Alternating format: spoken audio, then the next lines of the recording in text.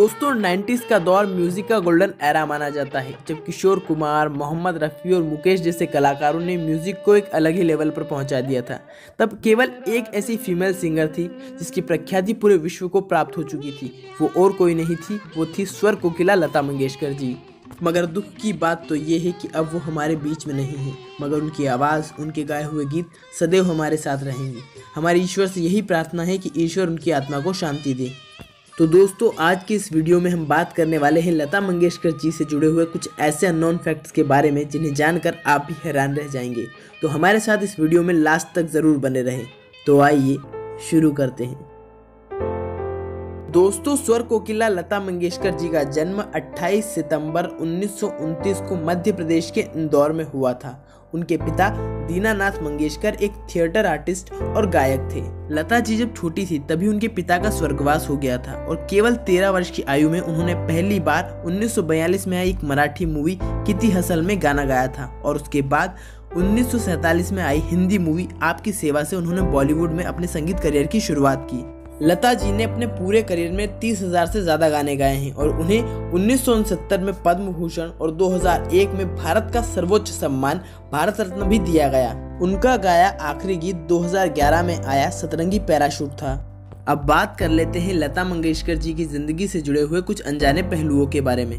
ये किस्सा 1962 का है, जब लता जी की उम्र 33 वर्ष की हो गई थी।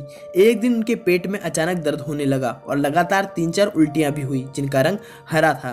उनके पूरे शरीर में अचानक दर्द होने लगा और बाद में पता चला कि उनकी हालत मौत की तरह गंभीर हो चुकी थी। डॉक्टरों ने उनका इलाज किया और लगातार 10 दिनों तक उनके इलाज के बाद उनकी तबीयत में थोड़ा बहुत सुधार आया।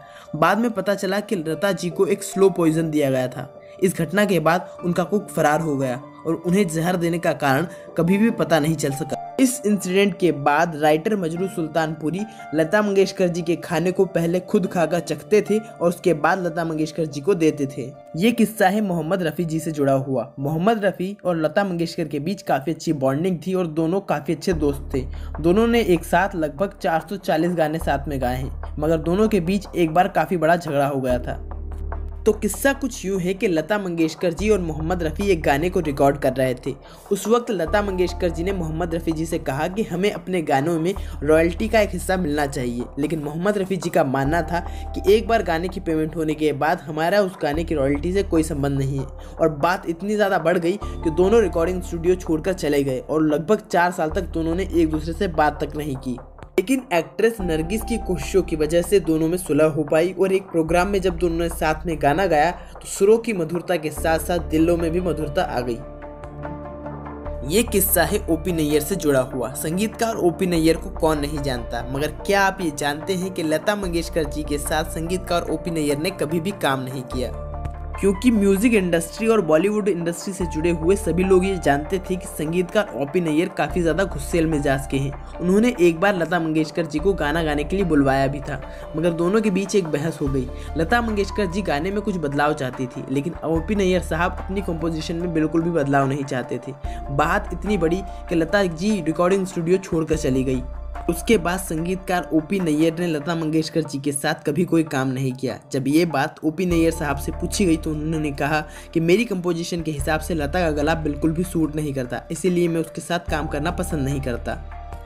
अगला किस्सा है दिलीप कुमार साहब से जुड़ा हुआ। दिलीप कुमार साहब लता मंगेशकर जी को अपनी छोटी बहन मानते थे, लेकिन एक बार वे खुद भी उनसे नाराज हो गए थे। चूंकि दिलीप कुमार साहब अपने सभी काम काफ़ी ज़्यादा सलीके से करते थे और लता मंगेशकर जी का भी काफ़ी ज़्यादा ध्यान रखते थे। एक कार्यक्रम के दौरान लोगों ने लता मंगेशकर जी से डिमांड की कि वे पाकीज़ा मूवी का ये गाना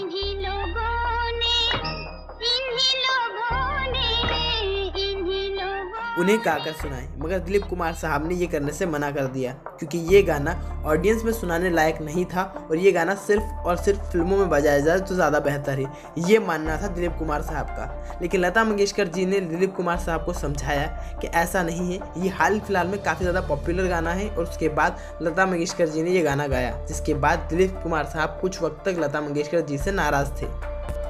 दोस्तों, ये किस्सा है लता मंगेशकर जी की शादी न करने के पीछे के कारण से जुड़ा हुआ। लोगों को ये तो पता है कि लता मंगेशकर जी ने कभी शादी नहीं की, लेकिन किसी को ये नहीं पता कि उन्होंने ऐसा क्यों किया। लता जी को भी एक बार प्रेम हुआ था डूंगरपुर के राजकुमार राज सिंह डूंगरपुर से। राज सिंह डूंगरपुर भारतीय क्रिकेट टीम के और साथ ही बीसीसीआई के दोनों के सदस्य रह चुके हैं।